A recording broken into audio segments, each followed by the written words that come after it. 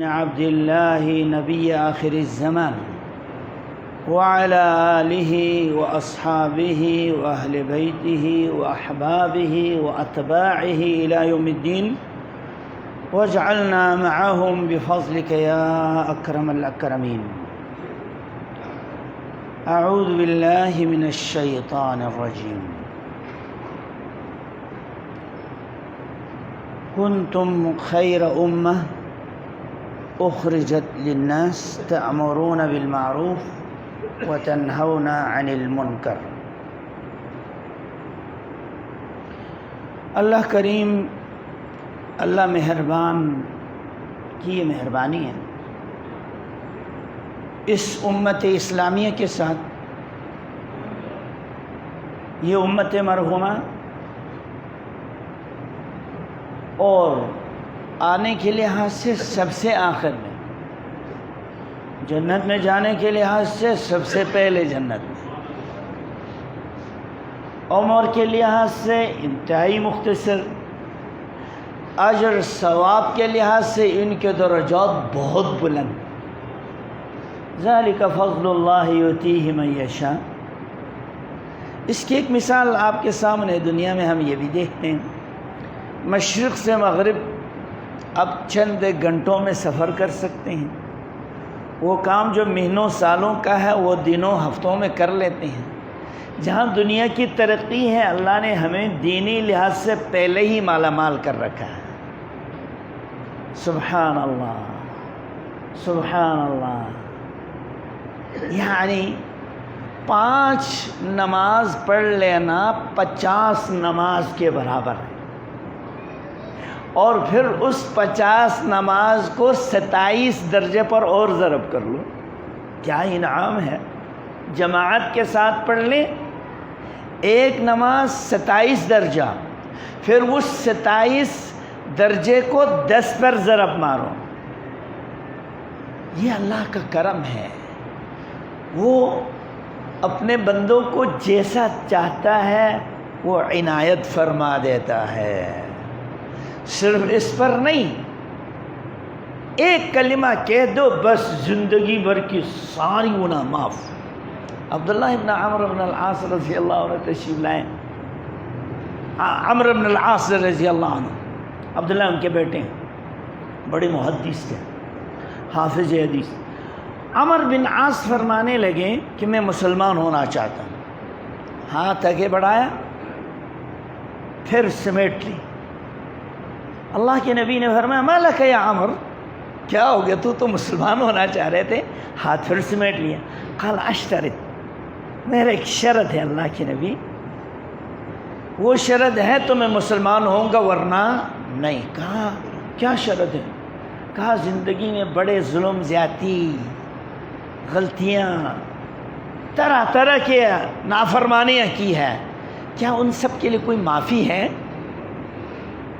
اللہ کے نبی صلی اللہ علیہ وسلم حیران ہو کے کہنے لگے سبحان اللہ، عمر تم نہیں جانتے ہو ان الاسلام یہدم ما کان قبلہ وان التوبۃ تہدم ما کان قبلہ. جو تم کلمہ لا الہ الا اللہ محمد رسول اللہ پڑھ لو گے، تمہاری زندگی بھر شرک، کفر، جو کچھ کیا سب معاف. مجھے آپ کو موبائل میں سے گانوں کو ڈیلیٹ کرنے میں وہ بٹن دبا دیا، ڈیلیٹ ہو جاتا ہے. اللہ کے ہاں اتنے بھی مشکل نہیں.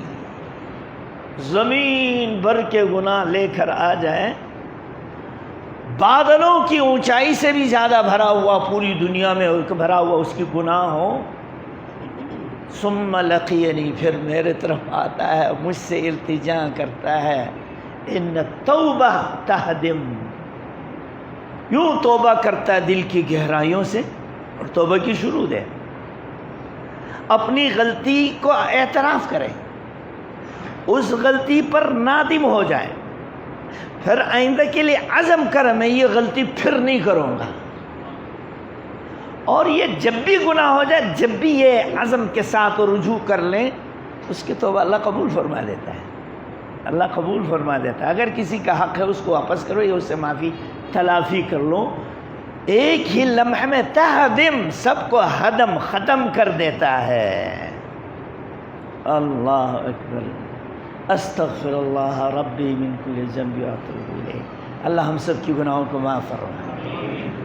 اللہ ہم عزم کرتے ہیں آئندہ کوئی گناہ نہیں کریں گے، رمضان آنے سے پہلے ہی پاک ہو، تاکہ رمضان کی نیکیاں ہمارے لیے درجات کا ذریعہ بن جائیں۔ تیاری کر لو، توبہ استغفار کر لو، خوب اپنے آپ کو اللہ کے قریب کرنے کی کوشش کرو، دل و دماغ کو، اوقات کو تیار کر لو۔ نیکیاں سمیٹنے کا موسم ہے۔ اللہ اکبر، اللہ اکبر۔ وضو کر لے، وضو کفارہ۔ پیدل چل کے آئے مسجد میں، وہ گناہوں کے لیے کفارہ، درجات کی بلندی۔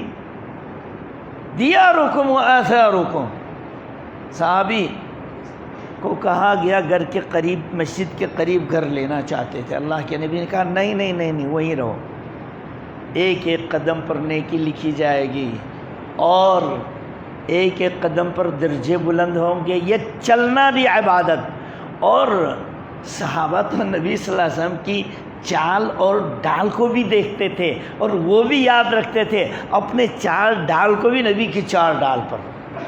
آج اگر کوئی انگریز حکیم ڈاکٹر کہہ دیں کہ بلڈ پریشر بہت ہائی ہے، شوگر بہت ہائی ہو چکی ہے، لہٰذا آپ 5 کلومیٹر روزانہ چلیں، لیکن چلنے کا طریقہ قدم آگے گھراتے ہوئے چلیں، اللہ کے نبی کی چال، پھر تو سیکھیں گے۔ فوجیوں کو کیسے چلانا سکھاتے ہیں، حج پہ جاتے ہیں، رمل کرتے ہیں۔ رمل میں کیا ہوتا ہے؟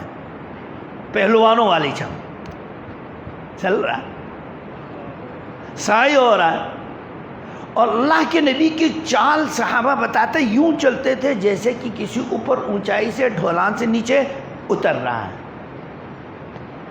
یہ بھی سنت ہے تاکہ جراثیم گر جائے گناہوں کی، اور جسم کے اندر توانائی بڑھ جائیں، پھر تو فوراً کریں گے۔ حکیم الامت محمد الرسول اللہ، جس پر قرآن کریم نازل ہوئی ہے،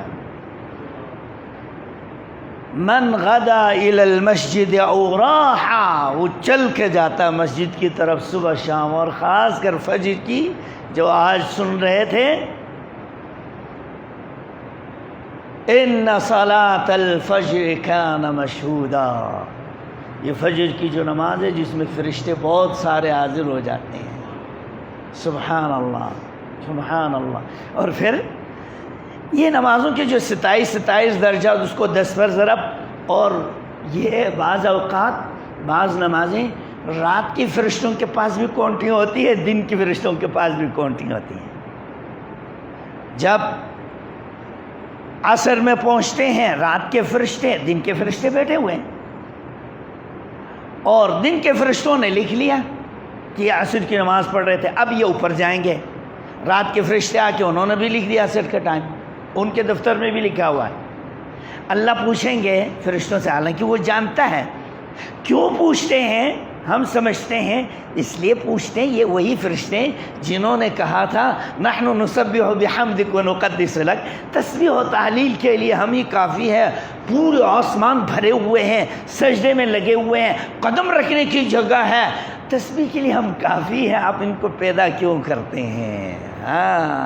فرشتوں تمہیں معلوم نہیں، ان میں بہت ساری کمزوریاں ہیں، لیکن اللہ کو انسانوں کی یہ سجدہ، انسانوں کی عبادت فرشتوں کی تسبیح سے زیادہ محبوب ہے، زیادہ محبوب ہے۔ بتاؤ تم نے کیسے میرے بندوں کو پایا اور کیسے چھوڑ کے آیا؟ اللہ جی ہم جب گئے فجر کی نماز میں تھے یہ لوگ، جب ہم آئے ہیں تو عصر کی نماز میں یہ تھے۔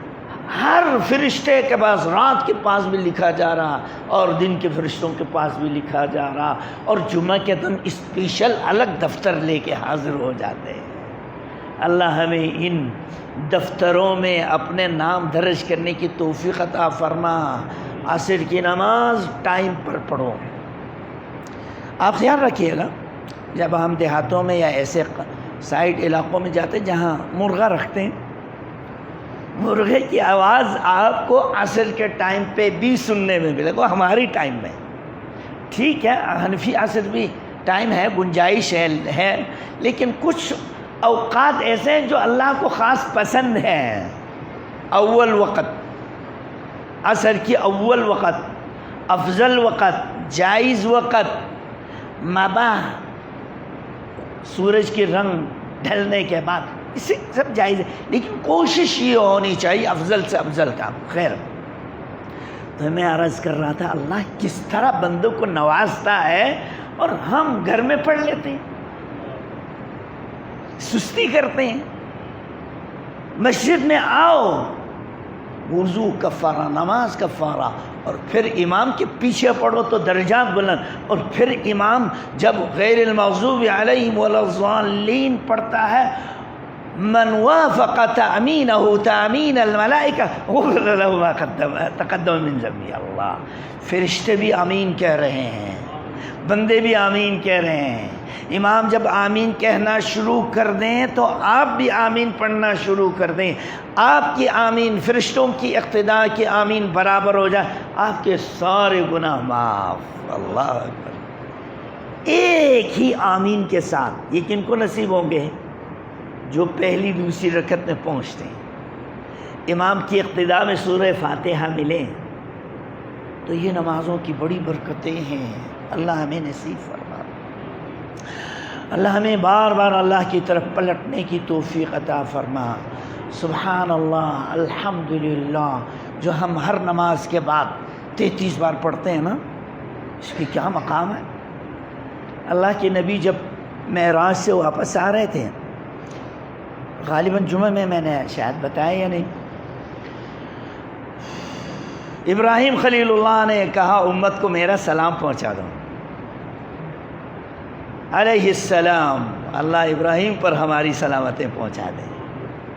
کہنے لگے ان عرض الجنہ خصب وقیعام، جنت کی سرزمین چٹیل ہے، میدان ہے اور زرخیز ہے، وہاں شجرکاری کرو، بولو اپنی امت کو۔ کیسے شجرکاری کریں؟ سبحان اللہ، الحمدللہ، اللہ اکبر پڑھ لیا کریں، ایک ایک تسبیح و تعلیل سے شجرکاری بھی ہوتی ہے۔ تو ہم نماز کے بعد اللہ کے نبی نے مشروع قرار دی 33 بار سبحان اللہ، الحمدللہ، 34 بار اللہ اکبر۔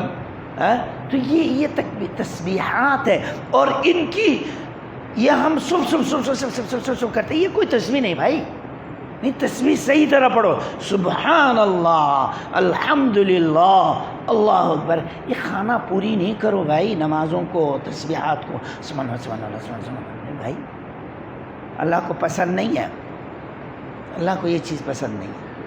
بڑے وقار سے نماز پڑھو، ان نمازوں کا حساب بھی ہوگا، وزن بھی ہوں گے، تسبیح تعلیلات کی اس کی وزن ہوگی۔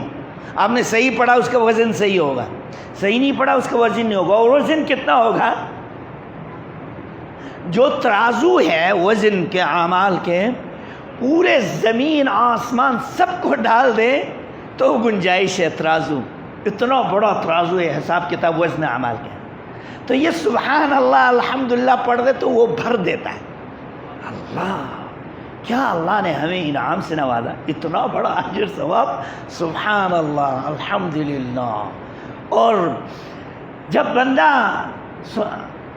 سبحان اللہ العظیم، سبحان اللہ وبحمدہ، سبحان اللہ العظیم، جو آخری حدیث ہے بخاری کی، کلمتان حبیبتان الی الرحمن ثقیلتان فی المیزان، سبحان اللہ وبحمدہ، سبحان اللہ العظیم، مختصر، پڑھنے میں بہت آسان، اور میزان میں ڈال دو وہ میزان بھاری ہو جائے گا۔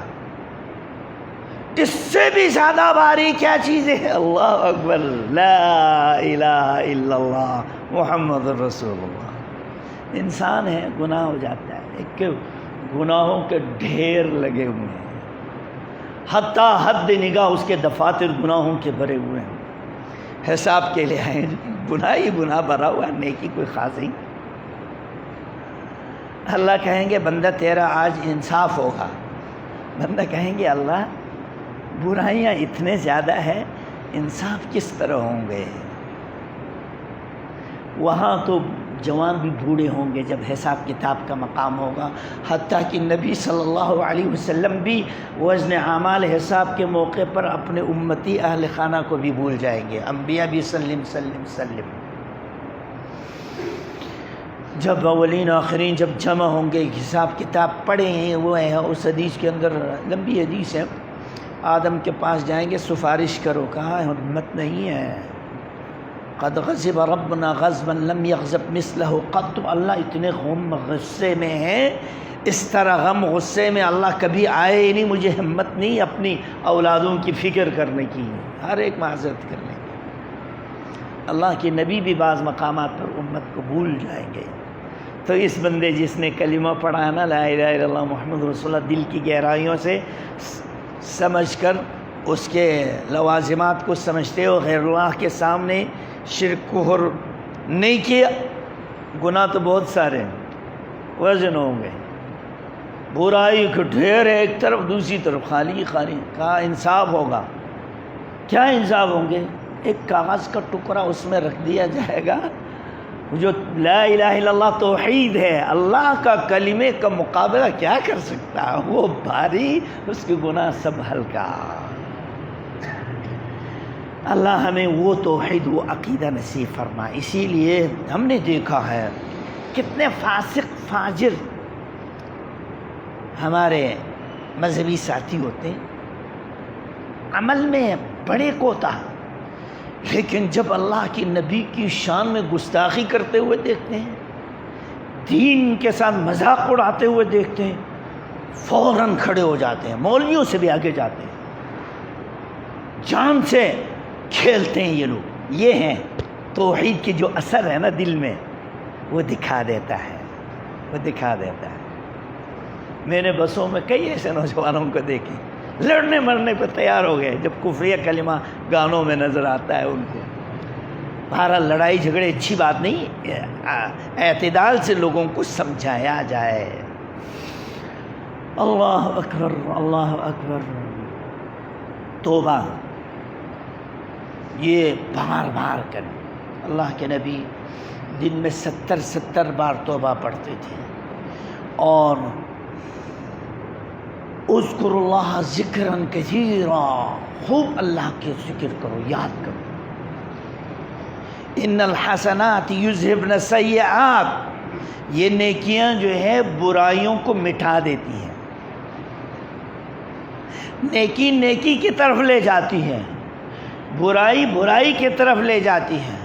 جب برائی سرزد ہو جو فوراً نیکیاں کرو تاکہ بیلنس برابر ہو جائے، آئندہ یہ غلطی نہ ہو۔ بہت ساری نیکیاں اللہ کے ہاں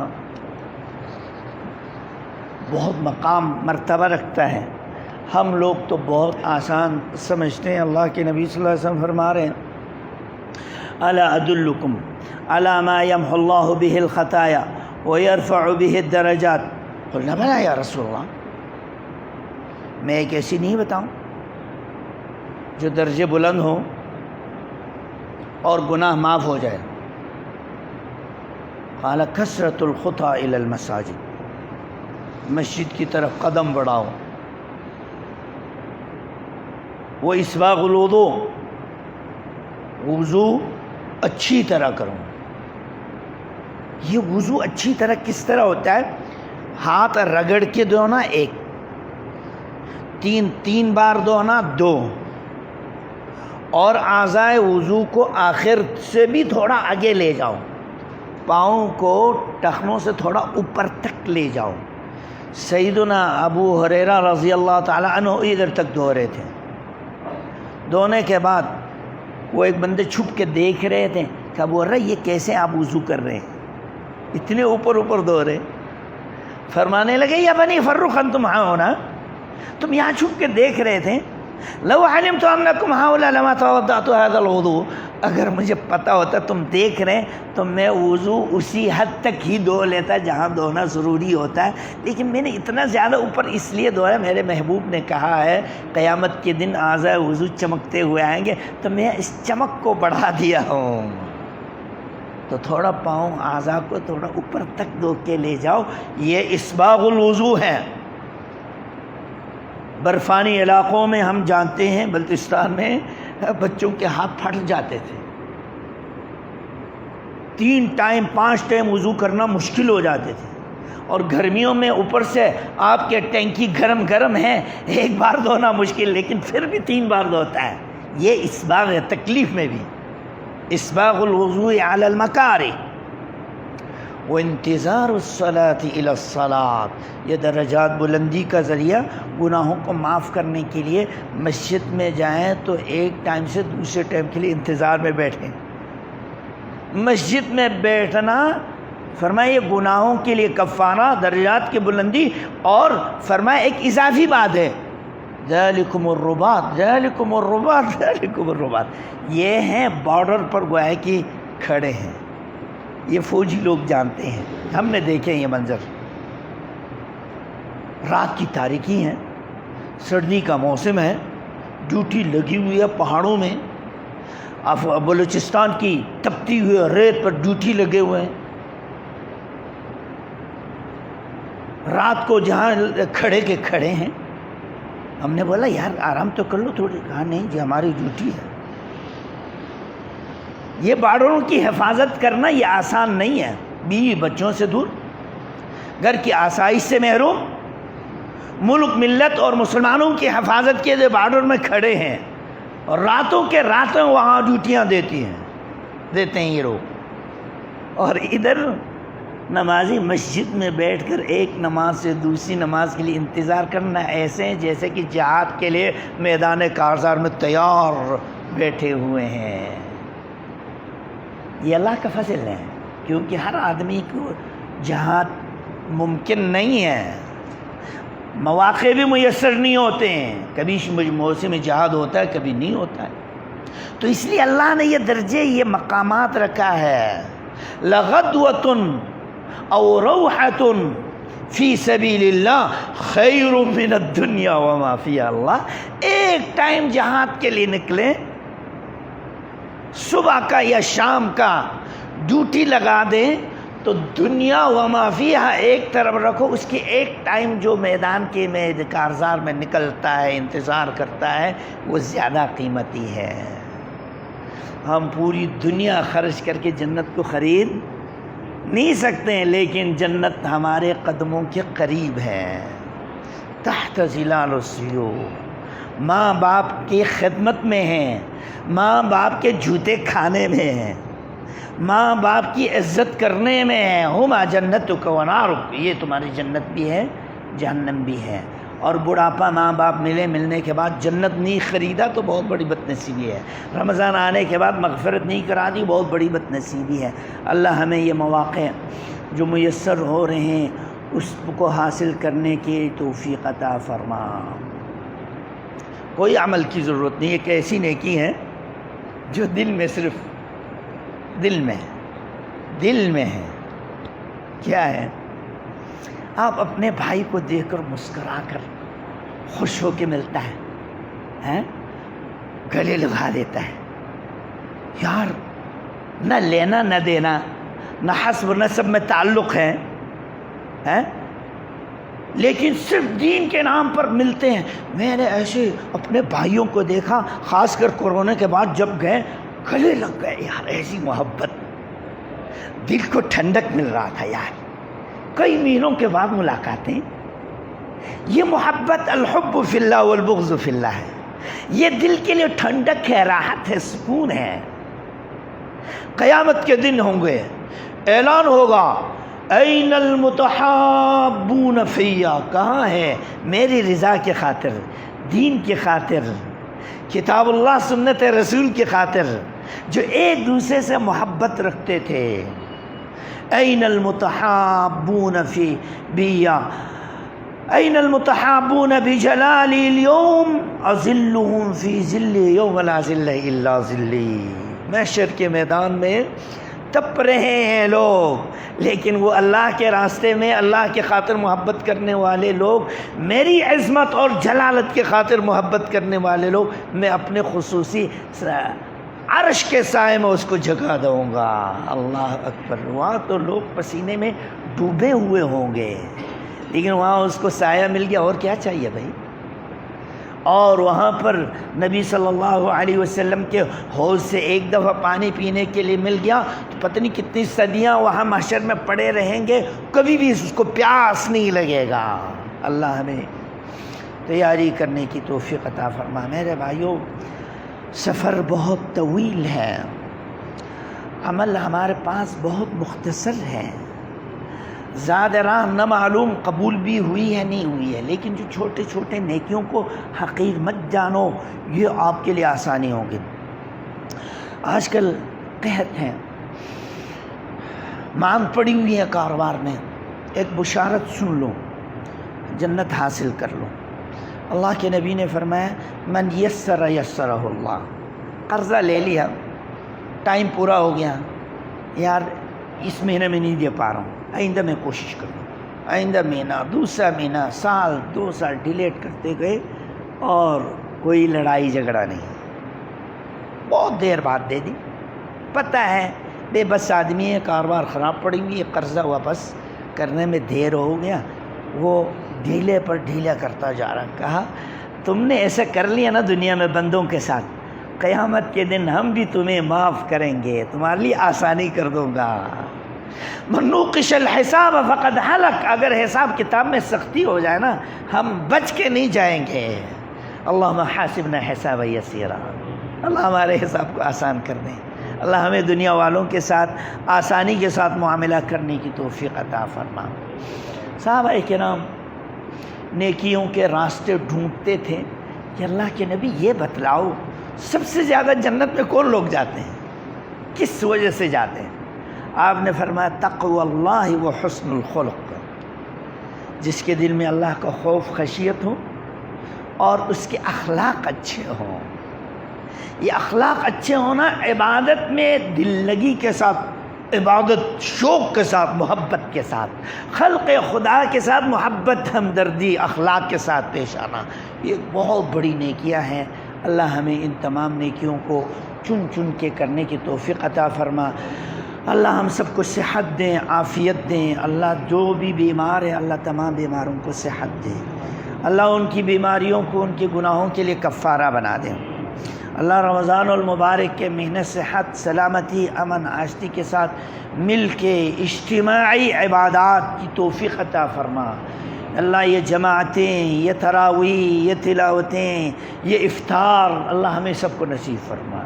روزہ تو ایک ہی آدمی رکھ لیتا ہے، لیکن کتنے خوش نصیب ہے، 20 10 ہزاروں آدمیوں کا افطار کرا کے ایک ہی دن میں 100 آدمیوں کے روزے کا اجر بھی سمیٹ لیتا ہے۔ اللہ ہمیں یہ بھی نصیب فرما دے۔ ابھی کھلانا ضروری نہیں، پیٹ بھر کے کھلا، پانی پلاؤ، شربتیں پلاؤ اور کھجور سے افطار کراؤ، لیکن ایک خرابی ہے افطاری میں، ایک خرابی ہے۔ وہ خرابی یہ ہے کہ ہم روزے کا جو اصل فلسفہ کو خراب کر دیتے ہیں۔ رمضان میں اتنا زیادہ کھاتے ہیں، بیمار پڑ جاتے ہیں۔ میرا عمر تقریباً 27-28 سال کی عمر میں کراچی میں آیا ہوں، اور یہاں پر آتے ہی امامت، تدریس اور خطابت شروع ہوئی۔ ہمیں پتہ نہیں تھا افطاری میں کیا کیا اکرم شکرم کھاتے، جب سب کو کھاتے ہوئے دیکھ کھاتا گیا۔ جب مہینے کا آخر آیا، یہ پکوڑے، یہ جلیبیاں اور ٹھنڈے مشروبات، نہ تجربہ کار آدمی تھا، اور مہینے کے آخر میں بیمار ہو گیا۔ میں نے کہا اب جمعہ بھی ہے، عید کا خطبہ بھی پڑھانا ہے، اور قیام اللیل کی یہ ساری دروس خراب۔ سبحان اللہ میرے بھائیوں، یہ سارے کچرے ہیں، یہ بیماریاں ہیں، یہ طبیعت کو خراب کرنے والی ہے۔ روزے کی اصل جو افادیت کو خراب کر دیتا ہے۔ ماہرین اطباء کہتے ہیں افطاری کے ٹائم سادہ بغیر مرغن کے حلیم بنا لو، دلیہ بنا لو، یہ بیماروں کے بزرگوں کے لیے بہترین غذا ہیں۔ روٹی سالن کھا لو، پھر نماز تراویح پڑھنے کے بعد پھر نہیں کھانا۔ افطاری پیٹ بھر کے کر لیتا ہے، نماز تراویح پڑھتے پھر آ کے کھاتا ہے، زہر کھا رہا ہے، زہر ہی ہے، حکیم لوگ اس کو زہر کہتے ہیں۔ پھر یہ جو اصل مقصود جو ہے بھوکا رکھنے کا، وہ فائدہ ختم ہو جاتا ہے۔ لہٰذا کم کھاؤ، کم سو، زیادہ زیادہ قیام اللیل کرو اور تیاری کرو۔ ابھی برطانیہ کا حال ہی کا کوئی رپورٹ آیا اخبارات میں، ایک ساتھی بتا رہے تھے کہ مسلمانوں میں وہ لوگ جو روزہ رکھتے ہیں نا، ان کو ان بیماریوں نے مارا نہیں ہے، بہت سارے خطرناک بیماریوں سے محفوظ ہوئے۔ جو روزہ نہیں رکھتے ہیں ان پر بیماریاں عجیب عجیب لاحق ہو گئی۔ اور یہ روزہ قوت مدافعت کو بڑھا دیتی ہے، قوت مدافعت کو بڑھا دیتی ہے۔ جس کو عادت ہو کہ لمبا ٹائم جو ہے بھوک اور پیاس برداشت کرنے کا، اس کے اندر کی توانائیاں بحال ہو جاتی ہے، اور وہ جو چیزیں آپ کے اندر وٹامن اندر پھنسے ہوئے نا، وہ بھی استعمال میں آتا ہے اور صفائی ہو جاتی ہے۔ صوموا تصحوا، روزہ رکھو صحت مند ہو جاؤ۔ اگرچہ حدیث پر قدر کلام ہے، لیکن ایک دبئی سے پاکستانی آئے یہاں پر، ڈاکٹروں نے کہا آپ کو کینسر ہے، لا علاج ہے۔ اس کو کسی نے نصیحت کی ایک دن روزہ رکھو، ایک دن افطار کرو، یہ بہترین علاج ہے، کیونکہ بیماریاں کھا کھا کے بیماریاں ہو جاتی ہیں۔ یہ کینسر جو سارے زیادہ کھانے کی غلط چیزیں کھانے کی وجہ سے ہو جاتی ہیں، وہ ٹھیک ہو گئے۔ چیک کیا تو کینسر ہے ہی نہیں۔ وہاں کے ڈاکٹر حیران ہو گئے، تمہارا علاج کس نے کیا؟ اللہ، وہ خالق جس نے انسان کو پیدا کیا، انسان کی صحت کا بھی اصول ضابطے ہمیں بتائے ہیں، اللہ اس کے مطابق چلنے کی توفیق عطا فرما۔ اللہم اغفر لنا وللمؤمنین یا رب العالمین۔ اللہ ہماری کمی کوتاہیوں کو دور فرما، اللہ ہمارے والدین کی مغفرت فرما، جو بھی دنیا سے چلے گئے اللہ سب کی مغفرت فرما، جو دنیا میں ہے اللہ ان کو صحت دے، عافیت دے، سلامتی دے، امن دے، آشتی دے۔ اللہ ہمارے والدین، بیوی، بچے اور دوست احباب، رشتہ دار سب کی مغفرت فرما۔ اللہ سب کو قرآن سے محبت کرنے کی توفیق عطا فرما، قرآن کو بار بار پڑھنے کی توفیق عطا فرما، اس مختصر زندگی میں طویل سفر کی تیاری کرنے کی توفیق عطا فرما۔ اللہ جو لوگ دین کی بقا کے لیے جنگ لڑ رہے ہیں اللہ ان کو مضبوط بنا دے۔ اللہ مساجد اور مدارس